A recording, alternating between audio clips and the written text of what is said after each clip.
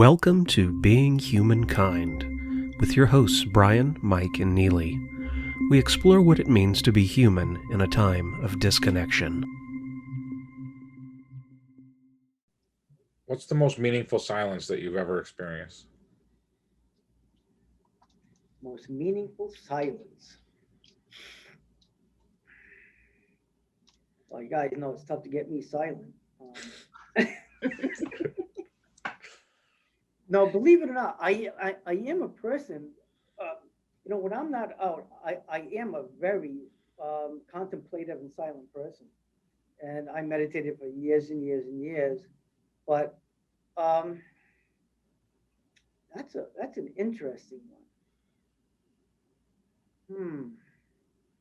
I would, I think I would have to say, I'll see, there were a couple of epiphanies that came at those times of extreme silence when you're just shutting down and you're just being quiet. Um, and that's what they always say, you can't hear if your mind is busy.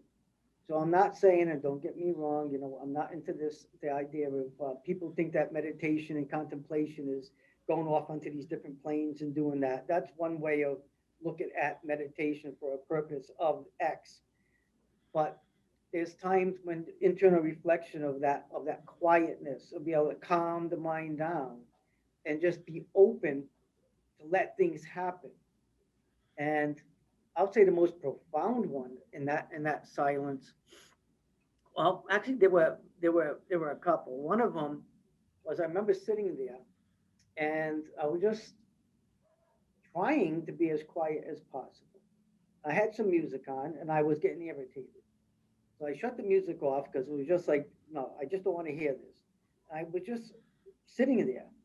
And then all of a sudden, as no matter where my mind was, I just remember kind of like coming off my chair, going out my house, going up into space, seeing the world just completely shrink. When I got up there, I looked and my body was completely translucent. And in the middle of my stomach was the earth,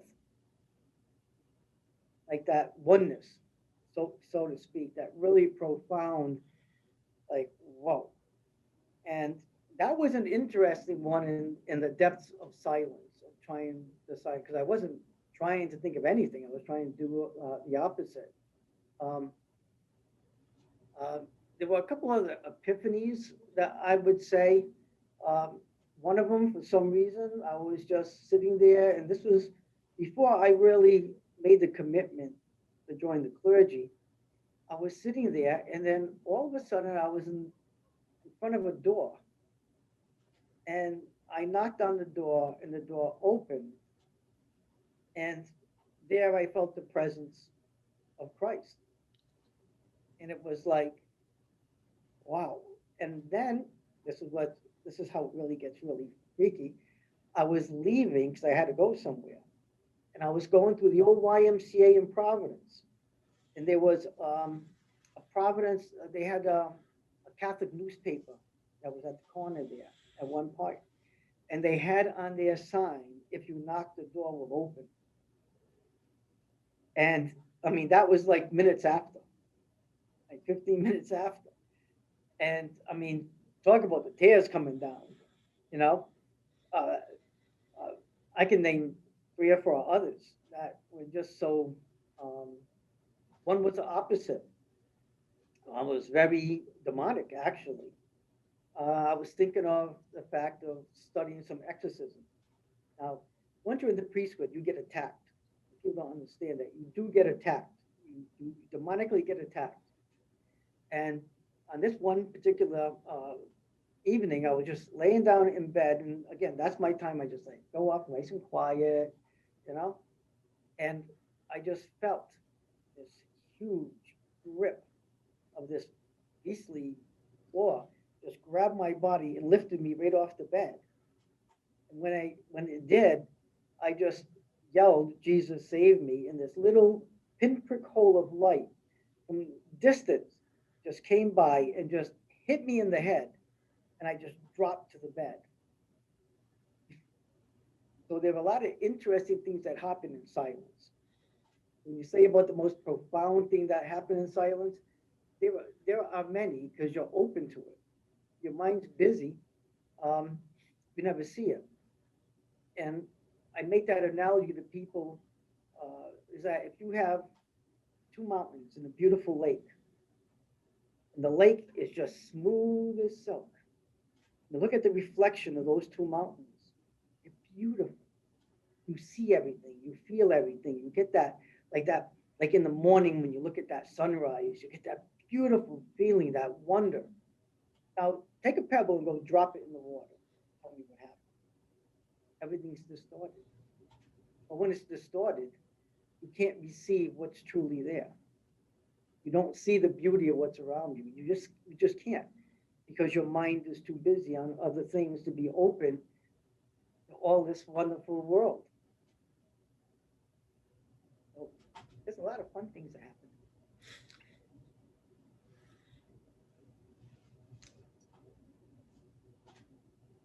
I Do you have a follow-up, Mike? I don't because Peter's so good at like covering it all. Well,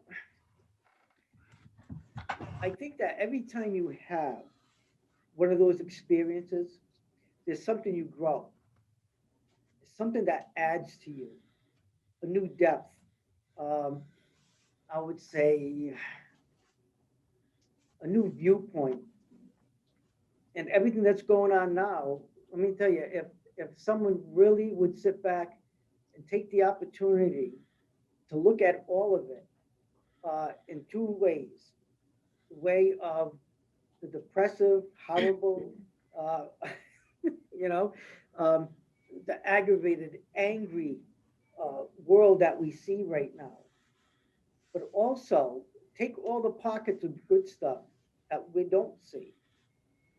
The same thing is in that mountain and those in that pond. Our mind is constantly barraged with nothing but negativity and maybe one or two little segments on the news of something pretty, something nice. But yet, at the same token, there is a tremendous amount of beauty and good that is going on. For instance, Father Jacob, he gave up his priesthood, but he's a theologian. He got his PhD, and him and I had the chapel together. He sold the chapel and he went down to the Dominican Republic. But before he did that, he went to Europe for discernment to find out what he wanted to do with his life. Well, he comes back. He's about 35, 38 years old. And he came back and decided he's going to take his money, move down to the Dominican Republic, and open up an orphanage. And that's what he's doing. So we're in constant communication and stuff like that. But he found that one thing that he needed to do. That's what we don't do. We don't sit and think, what do I really want to?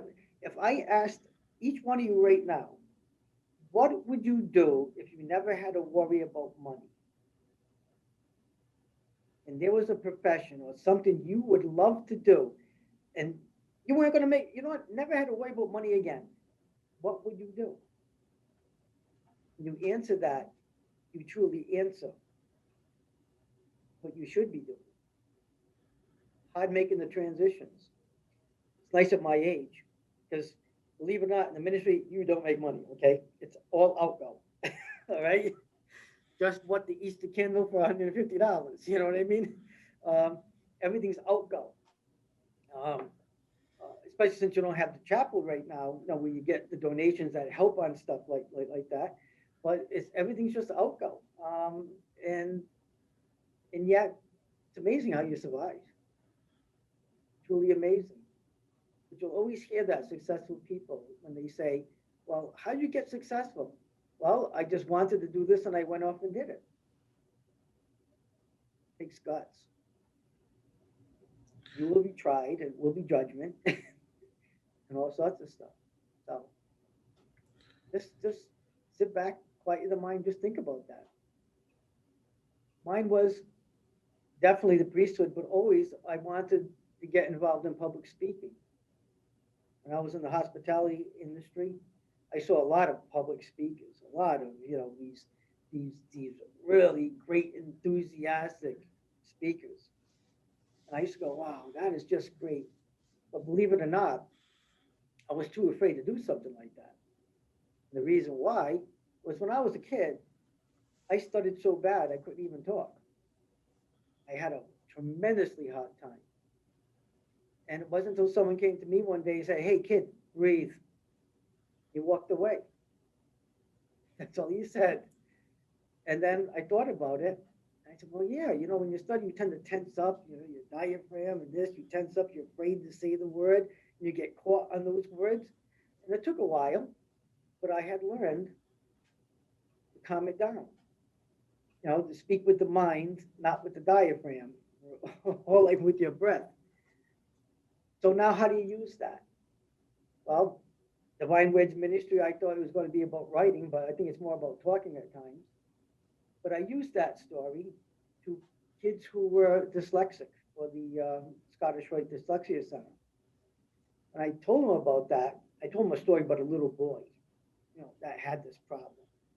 And that you either view things in life as an obstacle or a challenge. If it's an obstacle, you're never going to get over it. You're afraid of it. If it's a challenge, it's something that you know that you can overcome. And when you all do, there's going to be a reward for that. I don't care if it's in the Olympics, right? You get the challenge and you do it. Then afterwards, at the end, I said, I was that little boy that couldn't talk, and I'm standing here in front of you today, and I'm speaking to you about your challenges, dyslexia. And what you went through when you finished this program, I'll tell you right now, you'll never have an obstacle in your life. You'll have challenges, but never, ever, ever an obstacle. You already overcame the hardest thing in your life. So inspiration,